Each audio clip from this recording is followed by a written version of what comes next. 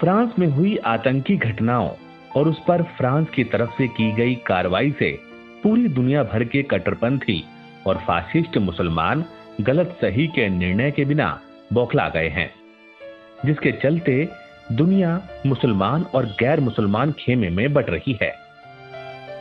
बात करते हैं भारत की। आग कहीं भी लगी हो, भारत के मुसलमान अपने मन की आग बुझाने के नाम पर हिंदुस्तान में आग लगाने पर क्यों आमादा हो जाते हैं। फ्रांस में जिस मुस्लिम छात्र ने अपने स्कूल के अध्यापक का सिर कलम किया, उस छात्र के खिलाफ भारत का कोई मुस्लिम संगठन नहीं बोला, कोई मुस्लिम लीडर नहीं बोला। लेकिन इसके बाद फ्रांस की जनता और सरकार ने वहां के जिहादियों को जब सबक सिखाने का एक मॉडल पूरी दुनिया के सामने पेश कर दिया, तो भारत में मुसलमान सड़क पर आ गए। जुम्मे की नमाज के बाद एक्ट ऑफ टेरर बता दिया, बगावत का ऐलान कर दिया। भोपाल, मुंबई, हैदराबाद में ये फासिस्ट मुस्लिम सड़कों पर उतर आए। क्या इस्लामिक आतंकवाद का विरोध करना गलत है?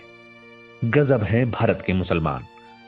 सारे मौलाना इस मामले पर एक राय हैं, सारी मस्जिदें एक राय हैं, सारे मुस्लिम नेता एक राय हैं। शिया, सुन्नी, अहमदिया, वहाबी, बरेलवी आदि इत्यादि सब के सब। लेकिन वो ये नहीं जानना चाहते कि दुनिया अब इस्लामिक आतंकवाद के खिलाफ खुलकर खड़ी हो गई है। फ्रांस में उस टीचर का सिर कलम करने के बाद चर्च में घुसकर 3 और लोगों का सिर कलम कर दिया गया। इस पर दुनिया का कोई मौलाना, दुनिया की कोई मस्जिद नहीं बोली, कोई मुस्लिम नेता नहीं बोला, कोई दारुल उलूम वगैरह भी नहीं बोले। जम्मू कश्मीर में आतंकियों ने 3 बीजेपी कार्यकर्ताओं की हत्या कर दी। यह तीनों भी मुसलमान थे। कोई मौलाना, कोई मस्जिद नहीं बोली, मुस्लिम नेताओं ने भी चुप्पी साध ली।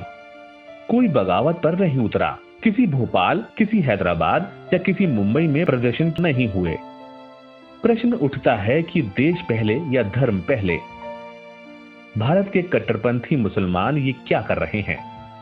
फ्रांस के विरोध में भोपाल, मुंबई, अलीगढ़ समेत कई इलाकों में प्रदर्शन किए गए, ये जानते हुए कि फ्रांस भारत का महत्वपूर्ण रणनीतिक साझीदार है।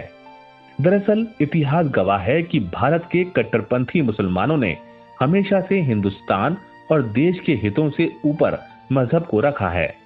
100 साल पहले खिलाफत में तुर्की के नाम पर, तो कभी रोहिंग्याओं के नाम पर, तो कभी फिलिस्तीनियों के नाम पर, तो कभी मुस्लिम ब्रदरहुड के नाम पर भारतीय मुसलमानों ने हमेशा से सड़कों पर जिहादी सोच दिखाई है। फ्रांस के खिलाफ प्रश्न करने वाले मुसलमानों से 5 प्रश्न।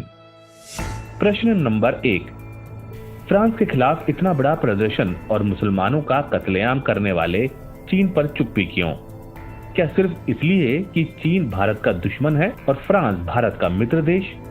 प्रश्न नंबर 2, मोहम्मद साहब के कार्टून से आपको समस्या है, लेकिन उनके नाम पर जैसे मोहम्मद जैसे आतंकवादी संगठनों का नाम रखने पर प्रदर्शन क्यों नहीं होता?